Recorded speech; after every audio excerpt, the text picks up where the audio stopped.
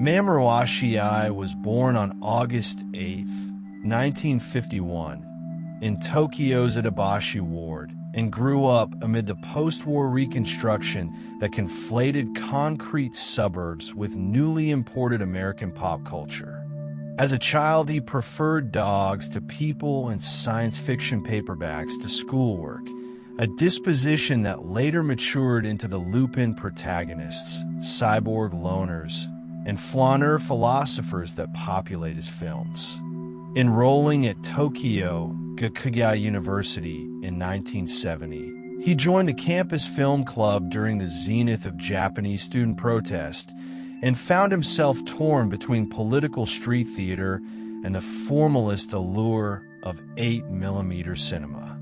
Two touchstones shaped his emerging aesthetic: Jean-Luc Godard's Alphaville, which convinced him that speculative futures could be staged with noir minimalism, and Tarkovsky's Solaris, which revealed that science fiction could meditate on memory and metaphysics instead of gadgetry.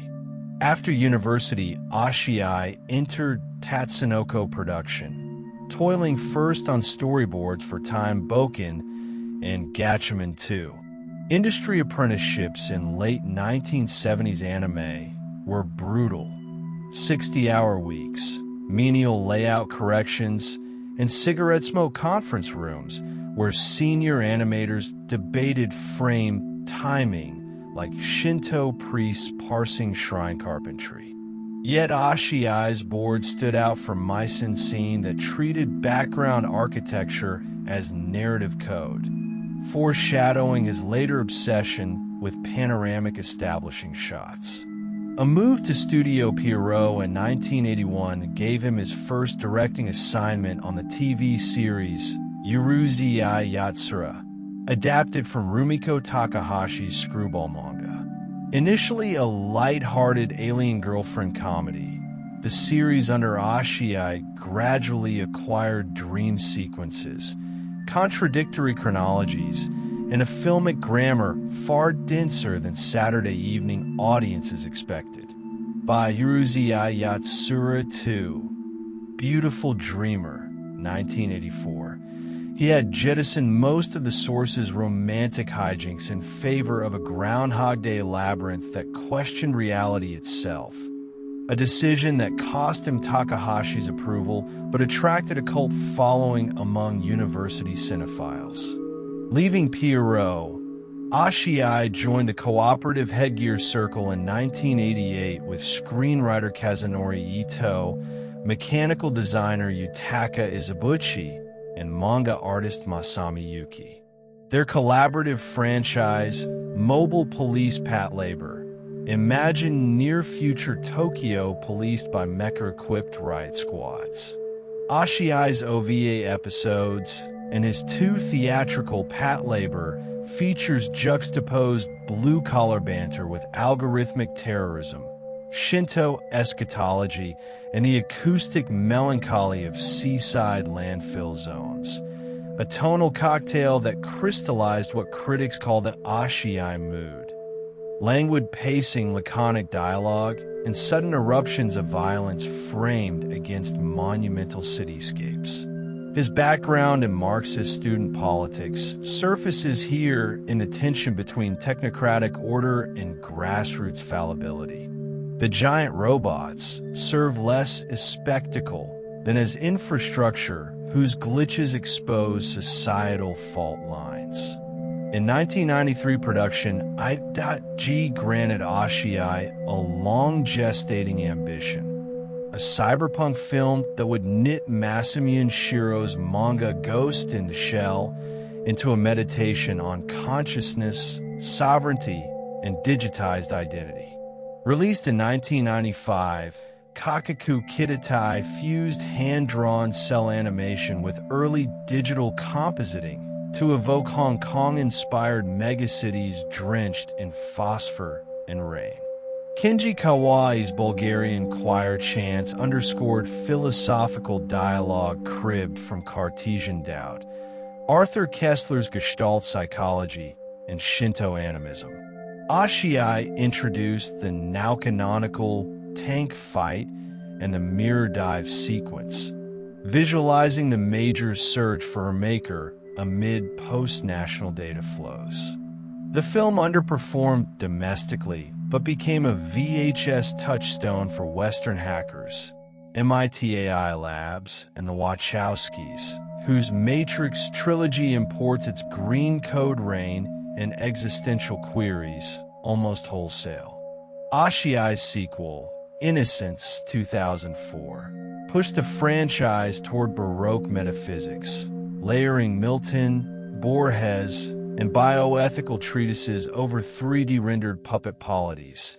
Its concomitant slot confirmed his auteur status, though some fans found its citational density daunting. Parallel to his anime career, Oshii explored live-action and hybrid media.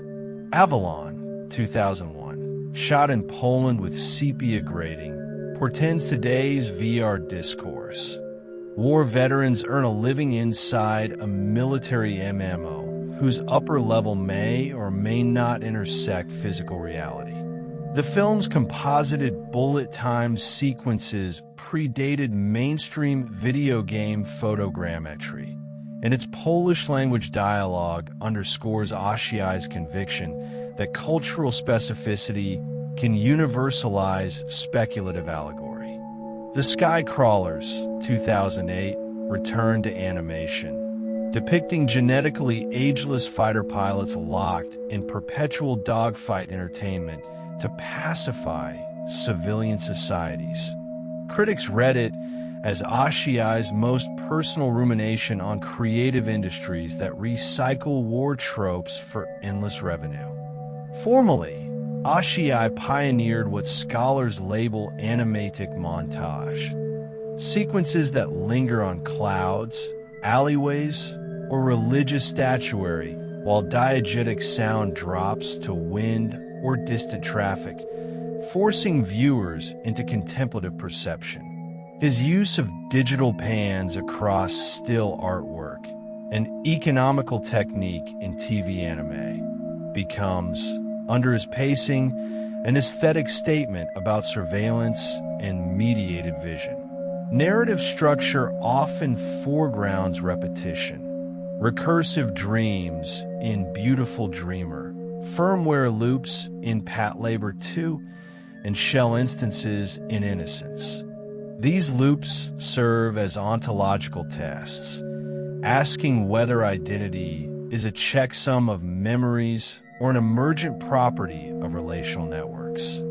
Philosophically, Oshii synthesizes Kyoto School notions of nothingness with Western phenomenology, positing consciousness as a liminal interface rather than a Cartesian kernel. Critics fault him for emotional austerity.